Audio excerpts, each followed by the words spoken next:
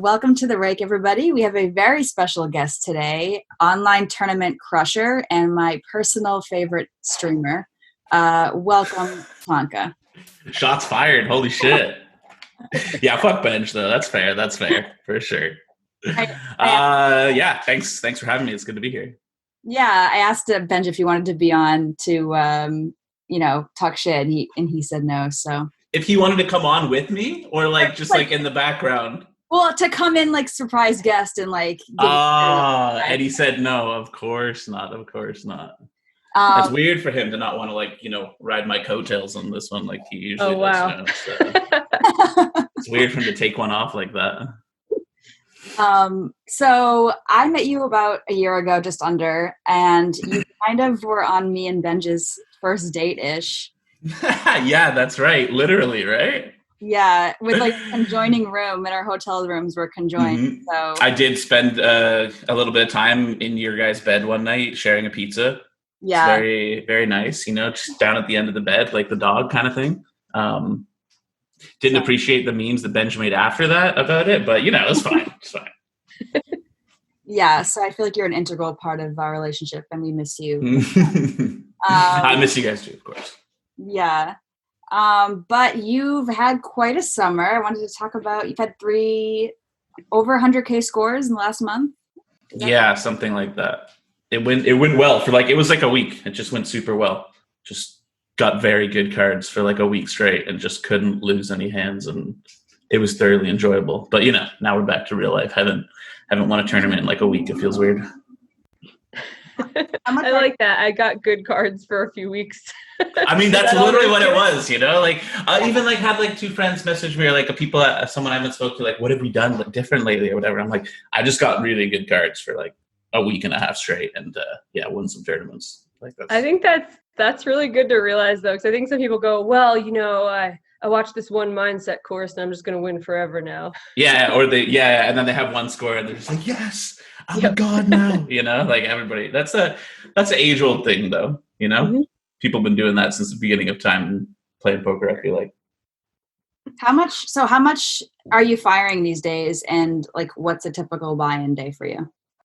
I don't know. It really ranges. I just play like whatever like looks good, kind of, So like if there's like good 5Ks, then I'll flick some 5Ks, and I don't know. It really depends, but like anywhere from like 5 to like 15K on a daily basis. Like it's pretty out of line. Like the schedules that like all the sites are putting out. It's honestly wild how much in binds you can get in a day. Yeah, did that change a lot for you when COVID started and all the lockdowns? Were you still grinding that 5K a day plus, or was that in reaction? Yeah, that hasn't changed. Back?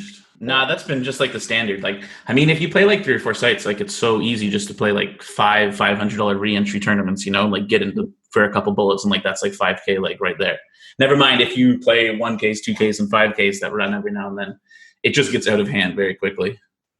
But yeah, I don't know. The Corona games, I guess, like caused it on. I don't really know. It's kind of just like a weird like shift in the tournament landscape over the last like year or 2.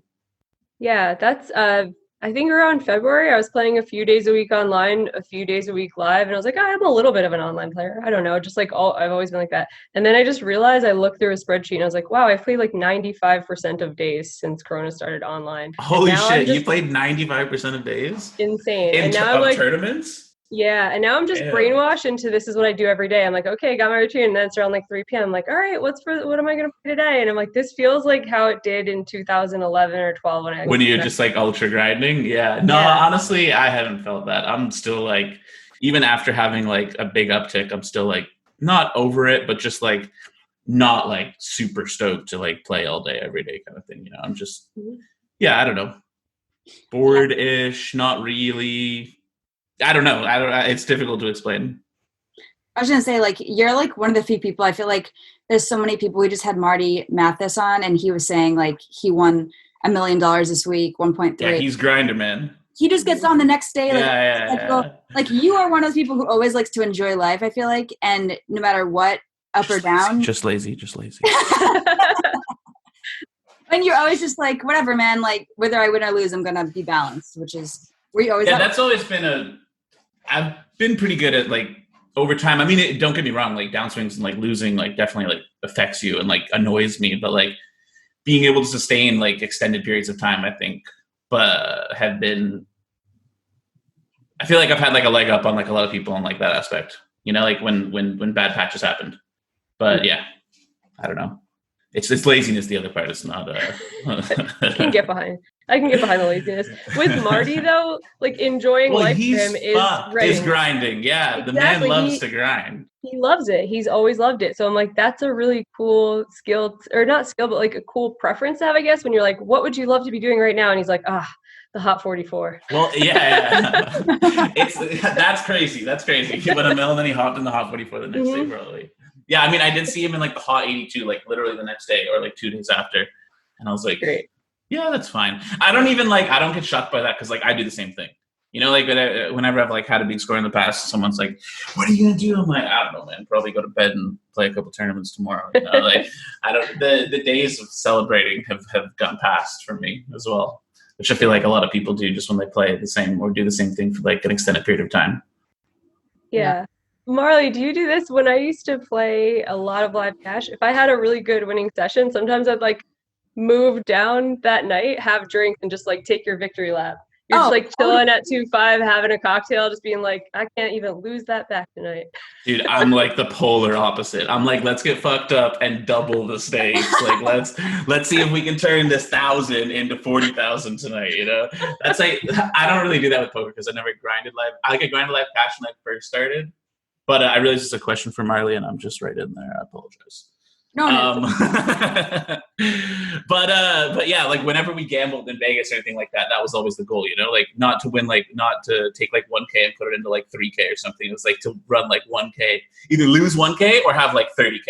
Like that was always my goal when I was doing that. So, Great. Yeah, as I feel like for me, I'm the opposite because when I'm worse too. Sometimes I'll just like go on like a frigging Ultimate Texas Hold'em like bender that night or something and just like spew. The best game. And the most degen game. And I'll just go so wild. But because you're in this tournament and you have to be so disciplined and you're just grinding the 12 bigs for so long, when I get done, I have all this pent up shit. I just want to blast. You know what I mean? Like I just need to get that blast out. You're talking about tournaments?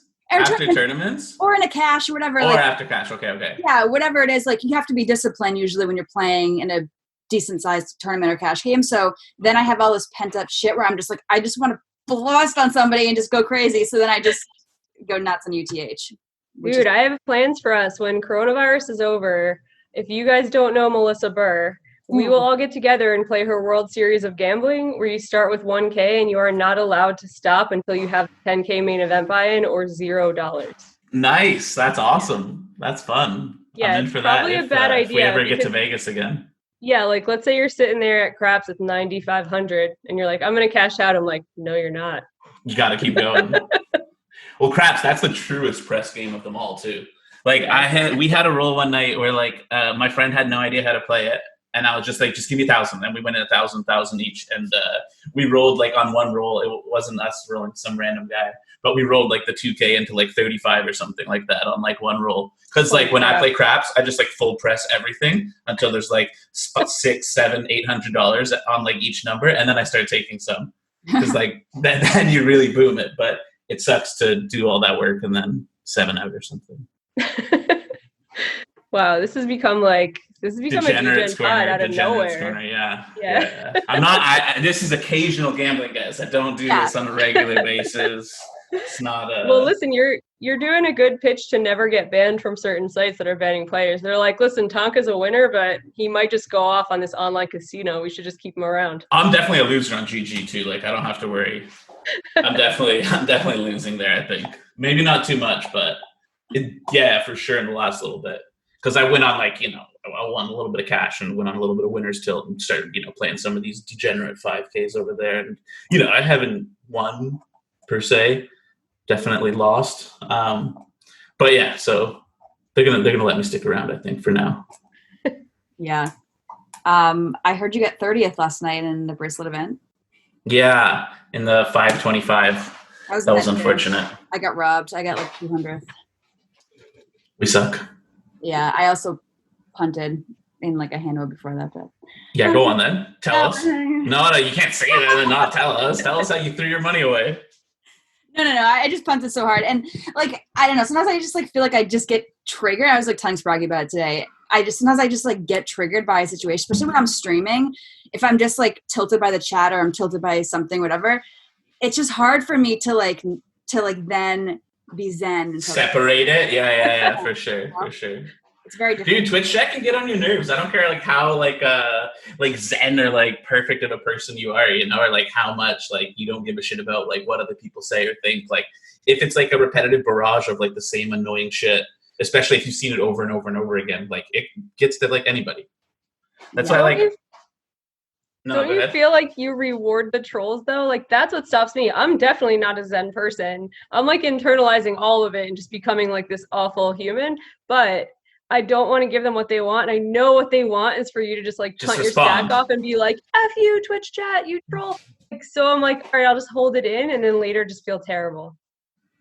Yeah, I don't know. I just I didn't used to like ban people a lot when I streamed. Like I would just like let like most things go. Like if people made fun of me, it's like as long as it was like mildly funny or whatever, like then it was fine. And like I don't know, had like a very like liberal like way of going about it. It worked for like a long time, but like after a very extended period of time and like comboed with like losing and then like people getting more toxic from that, like it started to build up. And like if I was to go back, I already said this on stream and like stuff before, but like if I was to go back to streaming, I would definitely be like a fucking the absolute chat police, you know, like I would just fucking ban people like left, right, and center, like no second chances, like fuck you if you're like annoying, because I just like wouldn't.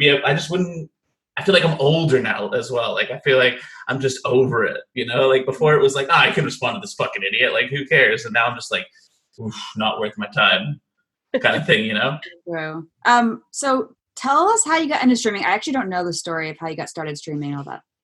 I just like stopped after Supernova Elite. I just like didn't really, because I played sit and goes a lot back in the day. I just didn't really feel like playing tournaments, and I would like fire up some. I like tried to switch to tournaments and play some tournaments. And I just like would keep on just like quitting early and just like not playing. And like I was basically like, quitting poker, and then I just like decided to try streaming one day, and yeah, it just like kind of took off from there. I guess I don't know. It just was like super enjoyable at the beginning, like growing and getting bigger and whatnot, and just like got addicted to it, and then like played more poker because of that, basically. And that was more or less it. Marley had said in the past that streaming is good for one thing, where like you have a losing session, but you're like, I did something good today. I grew an audience. I talked to some people. Like I got a few more subscribers. Do you feel like that helped you? It like gives you an additional goal when poker, like MTTs can be a little bit boring? I never really thought about it like that, but like it's definitely a byproduct of like the way that you like structure what you're doing, right? And like once you start streaming a lot, like your priorities will change, right? Once you start like accepting money from like sponsors or like outside sources and whatnot, like your priorities like very quickly shift, I feel like. And you focus less on poker even more and like more on like the stream kind of thing too, you know? So like that, I definitely felt like that happened to me for sure. But yeah, I don't know. I never really thought about it like that. For me, it was just like, for me, most things in life is like always like, I enjoy doing this, I'm going to do this, you know? And like at the moment, like I don't enjoy doing that. I'm like, I'm playing actually a decent amount of poker still, but yeah, I don't know. It just like, I streamed because it was super fun. And I never really thought about like, yeah, I'm growing an audience today, but it is very true, right?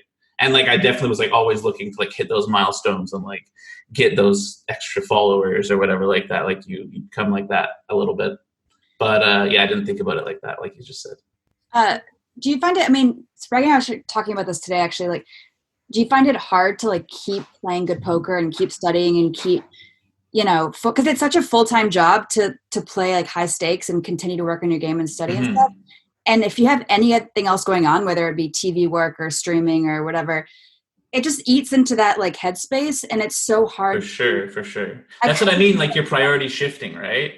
Like yeah, once you start streaming, like, yeah, you just like, honestly, like that was kind of like the downfall in the end for me. Like, cause like it just took away like from so much from poker. And like, I tried to like keep on playing like mid to high stakes and like kind of got like crushed for a while. And like, if you look at like streaming and whatnot, like the only way that you get viewers is on Twitch in poker is by playing tournaments and playing reasonably high stakes and like knowing what you're doing. Like you can play like mid stakes too, and like know what you're doing and be charismatic and put in the shift, you know, like Spraggy's done, for example. Like he's never been like an ultra high stakes player on Twitch, but he's like ultra fucking charismatic, and like he can compose himself and chat about poker and everything. I mean, all jokes aside, me and Spraggy going back and forth, the kid's an amazing streamer, 100%. But like your priority shift, right? Like he's not like invested in becoming the next fucking top dog, like he's not looking to be the #1 player. Like he has the streaming along with poker. It's like if he wasn't streaming, I assume he'd be putting a lot more work into trying to get better, et cetera, et cetera. But that's what I mean in just like your priority shift. And yeah, for me, they definitely shifted too much into streaming, too much out of poker, didn't like move down in stakes kind of thing, lost for a really long time, and then just kind of like moved back into, playing cards and doing a little bit of both. I think that like I'm on board with you without having really streamed that much. I did it a few years ago, but not anything recently. It feels like the more that you're like playing poker and also like either streaming or doing podcasting or commentating or something, the amount of time and headspace you have for that, it kind of takes away from the study time, because it's like then when it's time to study, I'm like, man, I've been living poker. Yeah, exactly. You just want a little bit of time away. Yeah, I've never really got how like people like finish like playing as well and just like instantly dive into like learning. Like for me, I'm like, all right, I'm done now. I'm gonna take some time off. But yeah, like I forgot what I was gonna say something, but now I forget. It'll come back. I was gonna say like, I mean, is that still your priority then to be one to you? I mean, you have. I mean, I'm just donking around. Like I'm just click and like it's always the same shit. Like I'm just been playing recently because I've enjoyed playing when I'm playing. And like if I don't, then I'm interested in moving on to something else potentially eventually. But for now, yeah, just playing, just clicking. That's all. Is it crazy? Is it true that you discovered Dr. Disrespect? It's Rake. Dude, so Dr. Disrespect, like I literally found him when he had like 150 viewers. Like I swear, like, and like, I can't remember if it was me that found him or like one of my friends, like Mac or something, but like one of us found him and like we found his stream and he was like role playing like the same fucking way he does now, like super hardcore with like much shittier, like low down scenes, but like he had stuff going on and he was a legend already. And I was like, man, we all said like this guy's gonna be big. And I hosted him for like 2K plus viewers, I don't know, like 7 or 8 times at the beginning. And like my sub sound on Twitch is like the dog going like Tonka, because every time I would sub to him, he would give me like this massive shout out when he had like 500 viewers and less. But yeah, we hosted him a bunch of, he made it, he's always gonna make it anyways because he's a genius streamer. But that was super funny when we found him at the beginning.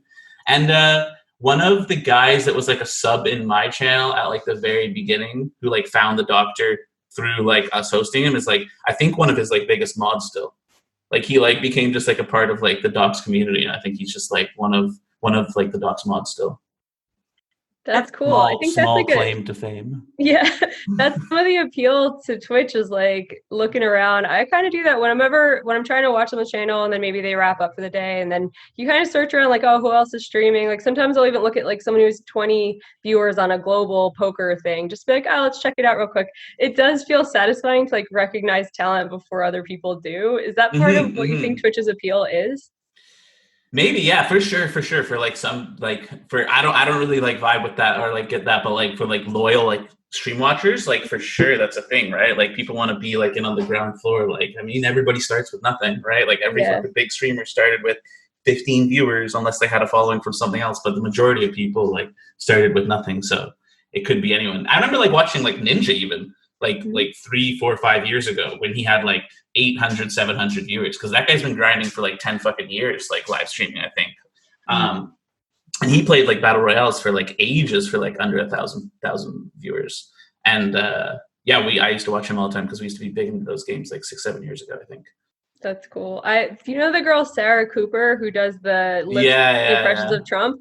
I was on her from like day one, and I'm so proud of it. I kept showing my boyfriend, 'cause he's like not on Twitter at all. I'd be like, look at this girl, like she's blowing up. Yeah, she's making me be able to listen to these speeches that I'd normally just be like, like whatever. So she would just make it so funny, and her acting is so funny. And now she has her own Netflix special. She was just on Jimmy Kimmel for the night, and I felt like proud of it. I'm like, I knew it. I was like, I would always retweet her stuff.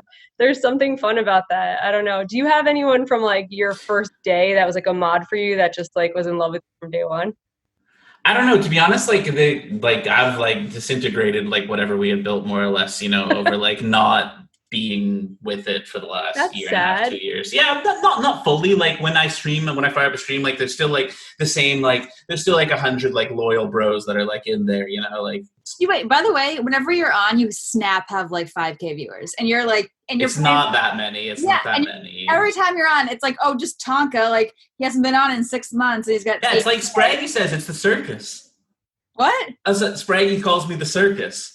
How? Like, he's the steady man, you know, he's in there every day, you know that BENJ is gonna be there, but you know, everybody leaves his stream to come and watch mine because I'm the circus. I'm only in town, you know, once a month. So they've gotta come over. And but yeah, that definitely plays into it, right? Like you see like the hype that's been, I don't know if you guys like notice like the streamers and whatnot, but like Ninja and like the Doctor and like Shroud and like what they do, and like if you've seen like their like comeback streams, they're always like the biggest fucking blow ups of all time, right? Like leaving anybody, and those were always my biggest streams too. Like of course, like you have like lots of people like saving their sub for when you come back and whatnot, but like the blow up and the anticipation around like any like break of like a consistent like streamer is like, I've always found was like huge when they come back.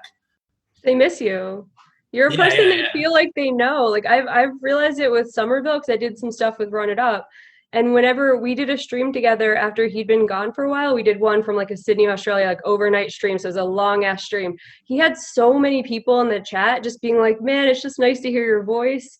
Like I miss you and all this stuff. And it was so cute and like wholesome. People put it into their routine, right? Like you like become like a part of people's routines, and like that's like such a weird thing to like accept, assume, or like realize. But like even this like podcast, right? Like I don't know how many pods you guys put out, but if it's like a weekly thing, like you guys will have become like a daily routine in like someone's life, you know, like every Thursday and Friday they'll like listen to your podcast. It's like yeah, there's someone who's like, I can't even go to the bathroom without their pod, you know? Yeah. But like tons of people fall asleep to streams too, you know, like I used to like fall asleep to like a few streamers, and like one of them stopped streaming and I was like, oh shit, this is weird. Yeah, I gotta find something else. But yeah, I don't know. Strange for sure. But just because I'm curious, what do you think about the docs? Because we're talking about his comeback. What do you think about him getting banned? I don't know, Jamie, if you know the story, but the doc got banned from Twitch, and he just doesn't know why, and no one knows why. I mean, I bet you he knows why. You think he knows why? I bet you he knows why. Yeah.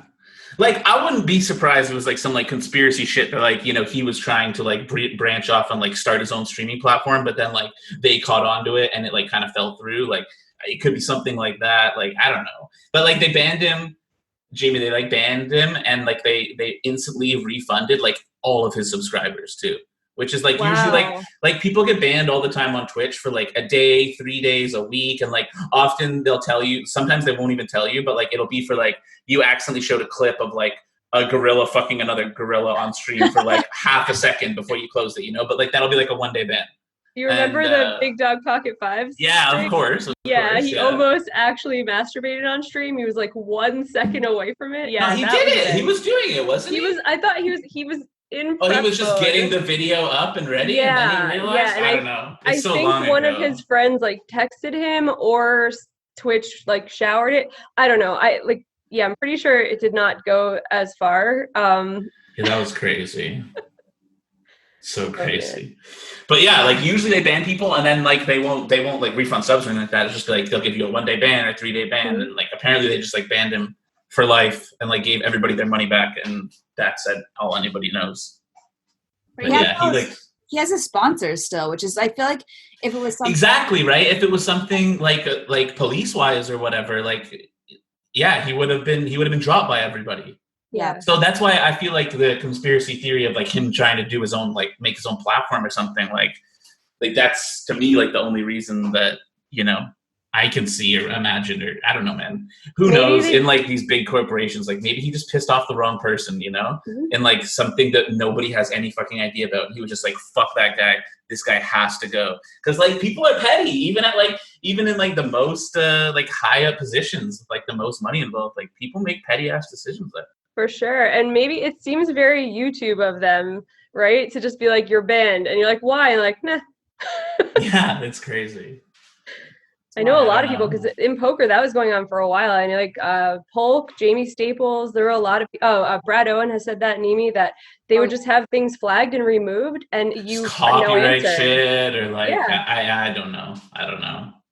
Frustrating. It takes a lot. People don't understand like how many hours go into people's vlogs and stuff. Like, it's eye-opening to me when I talk to Marle and some other bloggers that like, oh yeah, we released 10 minutes. It took 12 hours. And you're like, dude, that just gets taken away and you don't know why. And you like don't make money on that one. And you don't get the wrong thing on the street or some shit when you're vlogging. Just recently, because in the past they weren't on Twitch, they weren't very strict or whatever about the music, copyright music, but they just made it a big thing. Yeah. He had to go through and delete all his old videos, and then they told them that you didn't have to do that. They made it so like you had to delete everything, and then like a day later they were like, don't worry about like old clips though. Like if you've got music with old clips, you're fine. And Spraggy said he went through and deleted like fucking everything. It was like a 2-day like freak out for him. It was like him like running with the like shit into the fire, like gotta get rid of it. Just going nuts, dude. And I was like, he was just freaking, because obviously, if that's his whole thing, if that got taken away, he'd be devastated. But yeah. So fear of being sued is very real. Like, right? The fear of being sued is very real. Like, even if there's no ground for it, you're going to have to like go to court or get a lawyer or whatever. All this stuff is like super expensive. So I would do exactly what he did and just like flush all the cocaine down the toilet and pretend it never happened. Yeah. We interrupt this podcast with an important message from our sponsors at Run It Once. Run It Once Poker is happy to announce that weekly leaderboards are back. This week, we're hosting 7 leaderboards broken down by stake, in which the top 3 grinders of each stake will win massive cash rewards. And if you don't make it into the top 3, don't worry. We've also added an extra leaderboard booster that every single player is eligible for. All players will earn an extra cash prize based on their weekly leaderboard points. The more points you earn, the higher your reward. For full details, head on over to once.run/leadboost. And, as always, if you're looking to improve your poker game, be sure to check out Run It Once Training, where membership gives you access to the largest library of high-quality poker training content on the web, with over 5,000 videos from a stable of some of the biggest names in the industry, including Run It Once founder Phil Galfond. Sign up now through once.run/learn, and you'll get free access to 3 of their elite level videos. And now, let's get back to the pod. So you've been playing a lot of video games with Spraggy. And some other friends. I know one Connor B1 is your friend. What's his real name? Connor. Surprisingly, yeah. What's his last name? Yeah, Beresford with the B. Yeah, also surprising. Okay. I didn't know. I have no idea who that is. But you guys are playing Fall Guys and this few. Yeah. I know you guys degen a bit on those games. Tell us about. No. That was just like one night. I just told Spraggy. we bet like Connor and I bet like $50, like on like 5 games in a row or something. And Connor took a cool $100 off me. But yeah, I mean, it's mostly just fun. Honestly, that game is so much fun that like you can just like have fun, just like fucking around. Like there's no need to gamble on it. I'm sure like you can play it enough that you could make it boring, but it's fun at the moment, and it's great. It's great to throw Spraggy off the sides of the maps and stuff, Yeah, he's pretty terrible at it, but he gets at it. I was giving Spraggy shit for this recently for the amount of video games the man has played. He is terrible at them. Yeah. Could say the same about poker games too. Oh, you definitely could. Holy shit, he's played even more poker. Oh yeah. Poor Sprags. No. What else do we want to talk about? Oh, I wanted to ask him about what his feelings were about the whole like banning winning players on GG. If this is something you think is a reasonable stance for them to take, if it's something that the poker economy kind of needs for sites to exist in this present day without, becoming this reg fest and bum hunting, or if it's bad for the game, what your thoughts are. Yeah, I don't really know. I don't know if it's like going to be, first of all, like I haven't like paid too much attention for it. I know like the dud one or money bye his rough story, but I don't really know like too much outside of that, like of like other people getting banned or like how rampant it is or whatever. But I feel like it's going to be like a lot less black and white, kind of, not even as you just asked, but like as people make it out to be, like whether or not it's like good for the poker economy or whether or not it's like ethical or whether or not it's like moral. Like I think there's like totally different questions. Like I definitely see a world where like it could be good for like the poker economy, but it could also be like, you know, bad, changing incentives like this. But it could just be an attempt to like fully remove bum hunting, right? Like just like table selecting, like aggressive table selectors, which is effectively like what they said it is. But I mean, I also think like the way that they went about it though, with like taking people's money, it seems like they're within their rights with like the way that that story went down, with him being banned and then making an account on another skin. And like, I get that there was like no cancellations along the way, but like usually these big companies have it written in their TOS. I think that like they can just take the money like no matter what. So like they are going to be within their right, of course, but it still seems like kind of unethical to let someone play on your site and then take their money away. Like I feel like it depends on the company, but like if you let someone play on your site and then like if I get banned on a site and then they let me play and I lose like a whole bunch of money, like potentially I could sue them, you know, like if you're, or maybe it's only if you like were to like self-ban or self-exclude.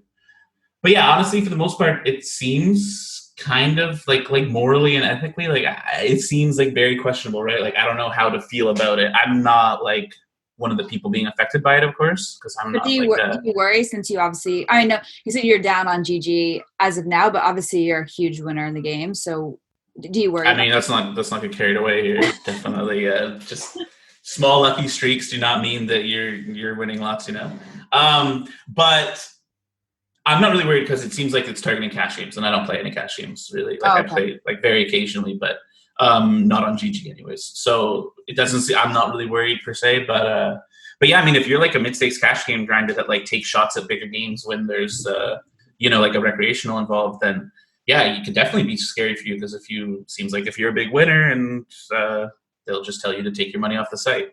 I don't really understand the whole real names thing, like in tournaments as well. Like they just flag real name people. They make you change your name to a real name account, which is fine. Like I'm okay with it. And like, I guess what they're doing is they're just doing it over time. They're getting every winning player. So I don't know, but it's like a bunch of recreationals have been like name tagged as well. I don't really understand their system. Like some kind of clarity from them on like the system would be kind of cool.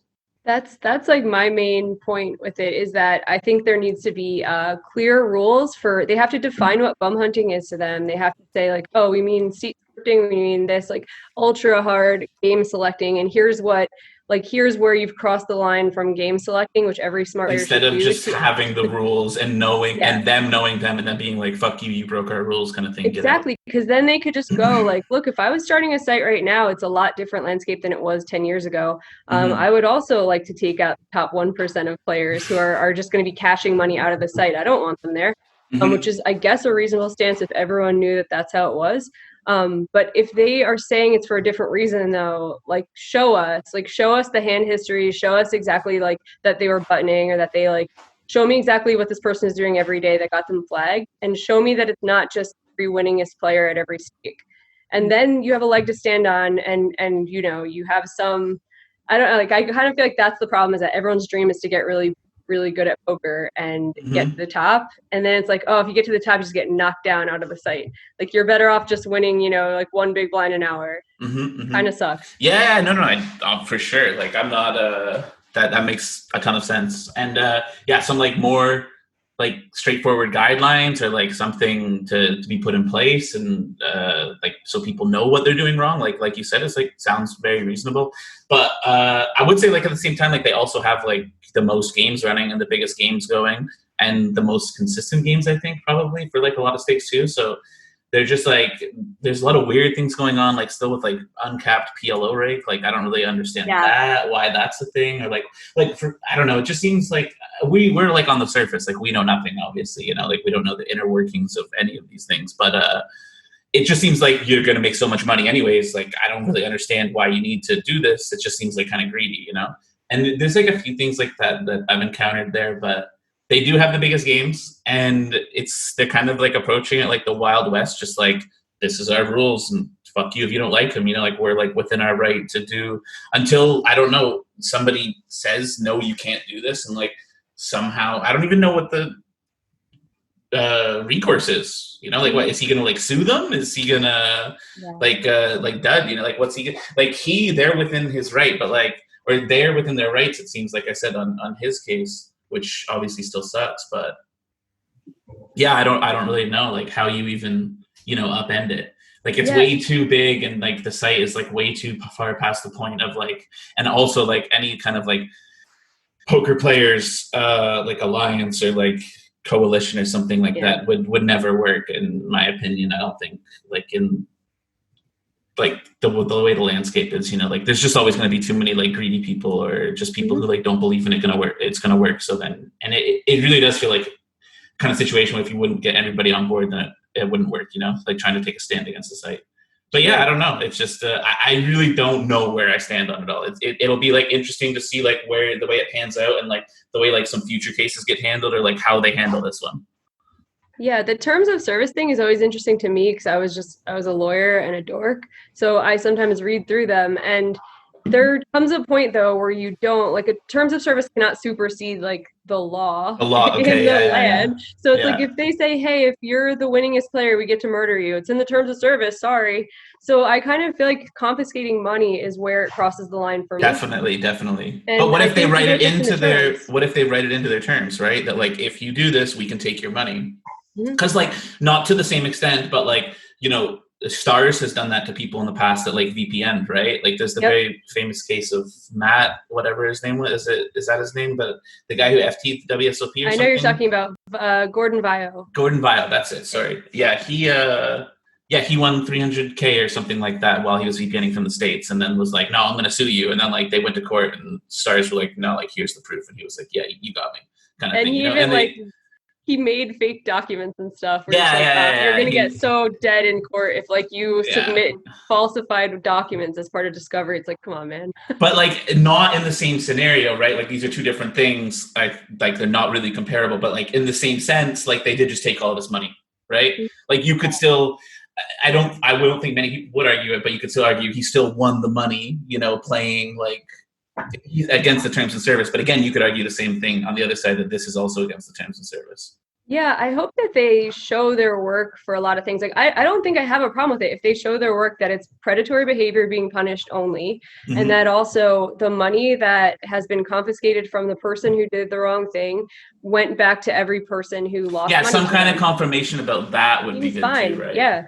Because I don't know, maybe it's just like pessimism, but like in a lot of these scenarios, unless people like come forward asking for it as well, the site's just going to be like, yeah, we'll just keep it and say we gave it away, or just like keep it and say like, well, we didn't. I don't know, you know what I mean? Like just like play dumb. For sure. It's scary. I mean, there's also obviously a case recently where Chrissy B and Alex FOXEN were accused of colluding and stuff on ACR, and I think Stars as well.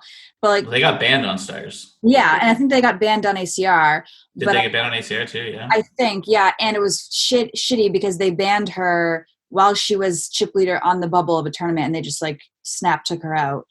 She said, I heard this on Joey's pod. You can go and listen to that, guys, if you haven't heard it. But I mean, and just hearing both of them talk about it on Joey's pod and stuff, it's so crazy that like, I mean, I believed her and them, and they explained that like they went through literally every hand history, that they were on the same table together, and there's not even like really anything that could even be construed as collusion. But did they like release those hand histories?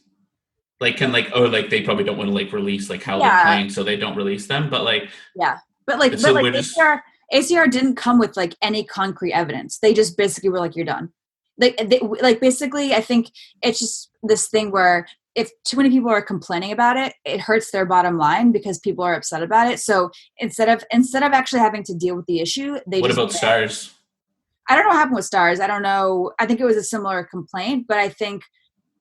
But like, were people complaining about this? Like, I didn't hear anything. Like, I had no idea. Like, I heard a few people make jokes about it and stuff like that. But like, I hadn't heard anybody like really complain about them like colluding together, doing anything until these sites just came out and said, you guys are fucking banned for colluding. Like at least the Poker Stars one, because I feel like that was a shock for like almost everybody, you know? And then like a few like high stakes regs and high stakes cash regs and some 5K players on GG said some other shit about, like, it was like saying like, no, you guys are up to no good kind of thing. But I haven't like listened or looked into it. I haven't like asked them about it or anything. I just like saw, like, I didn't really think about much of it at all because like I know Chrissy and she's lovely and like we're friends. Until I saw what happened. And then, yeah, I didn't even know that ACR banned them as well, but that makes sense because I haven't seen them on there in a while. But what's crazy about it, and it's kind of similar to GG, is like these things happen on these sites and they aren't clear about why, or they don't give you even concrete evidence or whatever. It's so vague and it's so kind of like at their discretion to just decide, oh, we don't want you because of this, and this. And so if you're someone like them, like they're getting banned on 2 major sites is like career crushing, obviously. For sure. And so it just feels like the Wild Wild West where laws and rules are made on these sites sometimes arbitrarily, and we have no recourse. And we have to just accept that like one day, I mean, no one will ever accuse me and Spraggy of cheating because obviously, you know. Only Marley wins, so it wouldn't make any sense. I don't have to worry about that personally, but I think that some people have to worry about that. That's what I'm saying. Yeah, like I said, I didn't follow them getting banned. All I knew was I didn't really think about them as doing that kind of thing. And then they got banned on Stars, and I was like, holy shit. Like, for me, I've always trusted like PokerStars, like security team and everything. Like, they've always been like good in the past. They've always like sorted things out. And I know like recently it's like hit the hay a little bit, but like in my experience, it was always very good, especially like back in the day. You know, like it was always fantastic. And I was like fully trusted. And like to hear them just like randomly ban them, it felt like founded, you know, like I didn't like feel like questioning it. Like I would need to see more like of the hand histories and whatnot, because like also I'm not making any accusations or saying anything, but like I know from like the past times and like personal like subconscious bias, like if you play with like really good friends in like high equity spots, you know, like subconsciously I feel like it's impossible as humans to not like do something sometimes, you know. 100%, so like, I'm 100% with you. Like I even thought about it, the live final table where they were 3-handed with Carl Burns. I had a situation like that. It was a WSP circuit event, and I ended up final tabling it with my boyfriend at the time, and we were sat directly next to each other. So we had multiple blind versus blind battle. Blind spots, yeah. And I felt myself just being like, you can't even, it was after the fact that I was like, yeah, I kind of did raise a little bit when I had aces.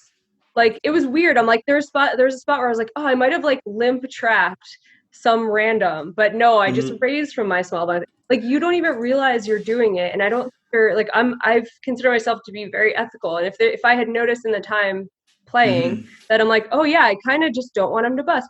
And there were certain things that they did where I was like, that seems reasonable, until BONOMO went through it all. Like, yeah, when they swapped extra, right? Like I was like, oh yeah, swapping extra so that you still go after each other really hard and it doesn't really matter. And then he goes into a long thing about why that's like even worse. And I was like, oh shit. But I think sometimes in poker that happens where something to you seems reasonable and ethical, and then someone else has to point out, wow, you just really messed up the incentives here even more. For sure. I don't know. Sure. I like both of them. Like, I love Chrissy. I like look up to her because she's an awesome role model and a great player. I do wish sites would do a little more when they ban someone to like let people decide on their own. Yeah. Because if not, like, let's say nothing was weird at all, people are talking about it, you know, so that sucks. Like, you can't clear your name. But then it's also good in other ways that we have this like self-policing community, because we have the POSTLE thing. And you're like, what if nothing came out about that? And people just go, oh, well, he didn't really get banned from the place, must not have been cheating. Like, we kind of do need to have our own little like council. Some kind, yeah. Honestly, these days as well, like I'm like literally the opposite of like soft playing. Like my friends and I have like gone after each other for so long. Like when we're on the same table, like we're fighting each other. If I'm on Spragg's table, you know, like I'm trying to fucking get him. Like I don't like that those days are very gone of like ever like, you know, subconsciously even like in my world. Like I mean I play against Connor, like he's like one of my best friends, and like I play against him like in high stakes tournaments like all day every day, and like we go harder against, because we know each other's games a lot too, right? So like we're like more in tune with what's going on. So like we go harder against each other than probably like anybody. Like him and like two of my other good friends, like I go harder against them than anybody for sure. I'm on the same page as you. I put my mom into a daily when she came and visited me, and I check raised her one of the first hands we played. And the dealer's like, "Did you just check raise your own mom?" I was like, "No regrets." No. I want to put it. We'll get the clip to put in the video as well. But you did an epic slow roll versus Spraggy. recently. It's a clip for you guys here. But yeah, it was like you went deep into like secondary time bank. It was for sure. Oh, I saw that. That was amazing. You gotta sell the slow roll. You gotta sell the slow roll, right? Mate, what is this river card? The river makes me sick. It's tonk, so we've still got a jam for value. Still a lot of value on our hand, even though it's not the nuts. Don't have a flush, papa.